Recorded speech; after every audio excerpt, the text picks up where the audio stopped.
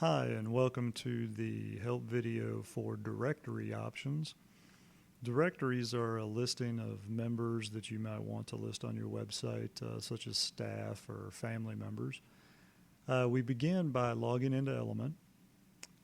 Choose the administration from the main menu. Once you're in administration, you want to go to the administration menu and choose Sites. Once you're in the Sites module, you're going to go and select the site that you want to modify the directory options for. You're going to choose Site Options from the bottom bar. Under Site Options, there are several different options that you can apply to your site. We're looking at Directory Options. Click on Directory Options icon, and you're going to see a new window open up called Directory Options that first starts off with a descriptive title. The descriptive title is what's used throughout Element to identify the directory area that you're dealing with, as well as the directory page itself. You'll see that the name is located above, and it's also the same way that it's referred to in sitemap. So if we change that descriptive title to maybe staff members, and we save that, we're going to see that it changes it up here. It will change it throughout Element, so everywhere you see what used to be directory will now be staff members, as well as changing it on the page itself, staff members, and within the sitemap will now be staff members. If you placed a link on the bottom footer links, it would change that to that name as well. It would say staff members. We'll show you that a little bit later. The parent page is the page that this page falls under. It will default to the home page for your site, but you can apply it to any of the other sites within any of the other pages within your site. Custom banner. Custom banner will allow you to upload a banner that will replace this area right here for this particular template. So we can place a flash movie there, a custom flash movie that we've maybe created, a custom image such as a PNG, a JPEG, a GIF file. Right next to the Upload Custom Banner button, it shows you the banner size in pixels, 950 pixels by 220 pixels. So when you go to create the image or create the flash movie, you can have the right dimensions. If you do choose an image that's the wrong dimensions, it will skew it so that it will fit into that block. In fact, the example we're going to use is not of that image, so it will skew it a little bit, and you'll get a representation of what that looks like. If you've already uploaded a file to your multimedia files that you'd like to use, you can put in the URL path right here. So we would put something like resources/images/directory banner.jpg. And if we save that, then we would be utilizing that image that we've uploaded to the resources, the multimedia files area. In our example here, we're just going to go ahead and upload a custom banner that we're going to choose off the site. So let's go to banners, and we'll choose this T2 banner JPEG. When we go back over here and refresh this page, we'll see that now that image is put into that area. Again, it's skewed because it was not the right size. If we remove that custom banner, it will go back to the default banner set for this site. And the default banners can be set under viewing options. That's where you'll see your custom home page banner and your custom default banner for all other pages. So whatever this is set to is what you're going to get here if you don't have a custom banner that you've used in the staff member options area. Let's take a look at status and access. Status and access allows you to set the page's status, such as under construction, offline, or online. If you set it to under construction and you save it, we go back, and when we refresh that page, we're going to see that that page is currently under construction. The same thing would happen as if we placed it offline. You can adjust what is being said on this under construction page or the offline page by changing another option under site options called status pages. It'll allow you to change the under construction page to be whatever you would like, different images, videos, anything that you want to put there. Same thing with the offline content. So you have full control over what those pages look like and represent.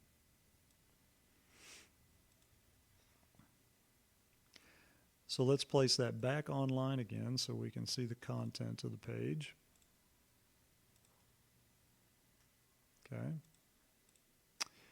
And let's take a look at access levels. Access levels are levels that we can set to allow membership registration and restrict this page under a security setting.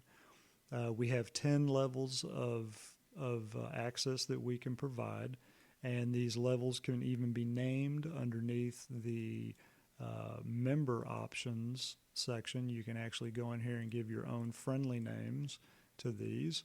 But if you leave those blank, they'll just come up as 1 through 10. So let's go ahead and set this to access level 1.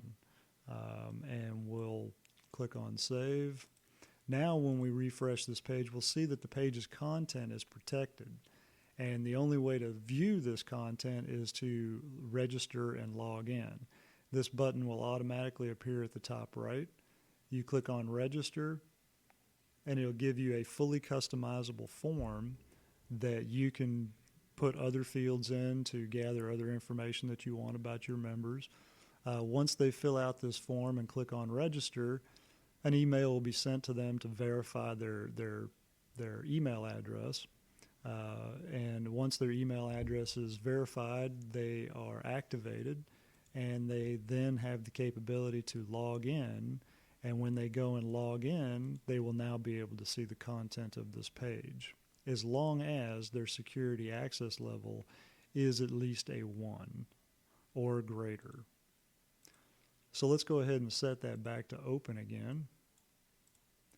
And being in the open state, we should be able to see the content without any security. In the linking section, we have Show Breadcrumbs, Display and Sitemap, Place Link in Footer, and Enable RSS Feeds. Show Breadcrumbs. What breadcrumbs are is there'll be little links up here along the top that show you the depth of where you're at within the site. This particular template doesn't allow for breadcrumbs, so we're not going to see those links there, even if it is turned on. Display and Sitemap. What that does is if that's turned on, when you're in the sitemap, you'll be able to see the staff members with a link that takes you to the page. If I turn that off, it will remove it from that sitemap page. So if we go back over to sitemap again, now we no longer see staff members in that listing.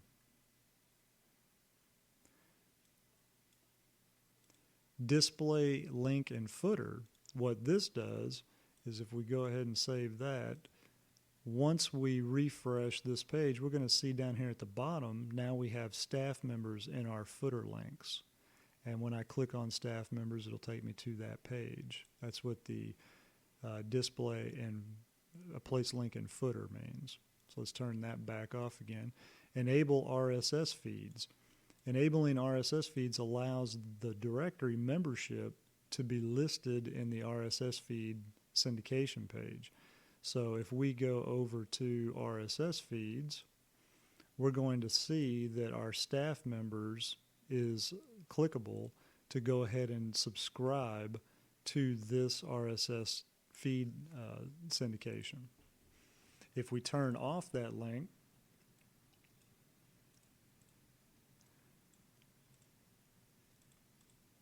it will remove the capability for them to do RSS feed syndication on the membership directory.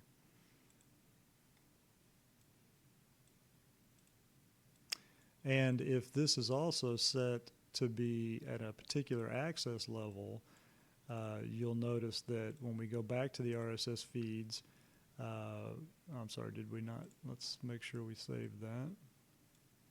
Enable RSS feed, right.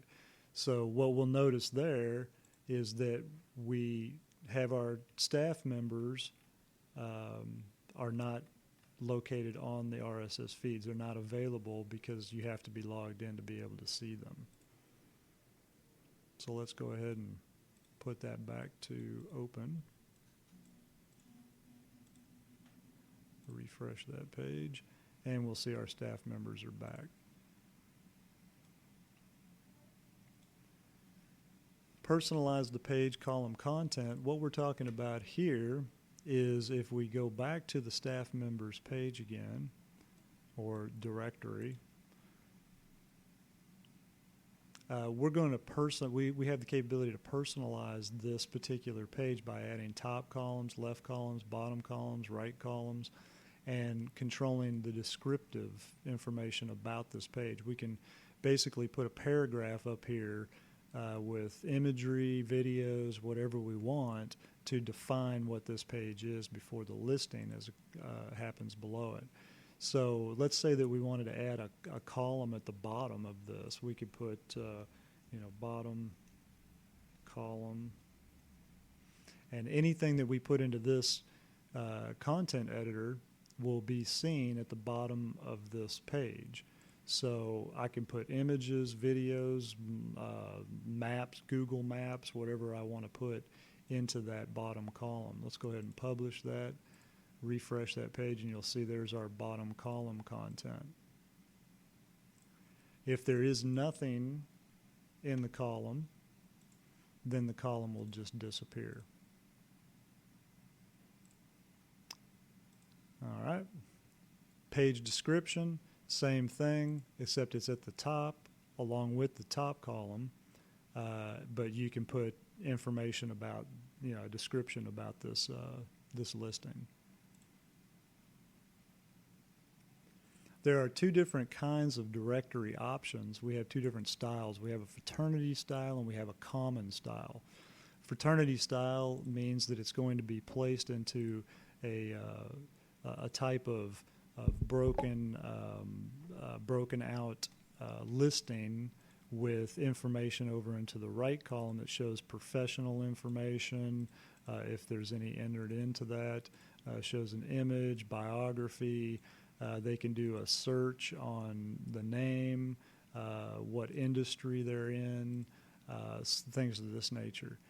That's one style of directory listing that you can have. If we change that over to the common style, what this is going to do is it's just going to break it out so that you see it in a listing with more detail over to the side. If I wanted to learn more about this person, I click on detail and I'm going to see their full biography. So we have two different styles of displaying our staff listing. When you are in the common style, we can have a sort order. You can group it by category, then by first name, by category, then last name, or first name and last name. So here we see that right now it's by last name. So we see Doe, Lynch, and Manor. If we change that to first name, we're going to see that changes to Dr. Jane Doe, Mr. Randall Lynch, and Mr. Scott R. So it goes J, R, and S. If we choose to group by category, then by last name, if these are in categories, there'll be an actual category listing above. This individual is not in a category, so he's listed at the top. Then we have our marketing department, and it lists the individuals that are in that particular department.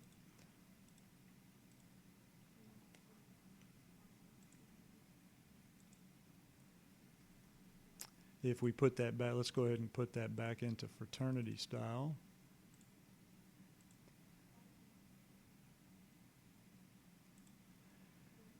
And then we have the search engine optimization area, or SEO.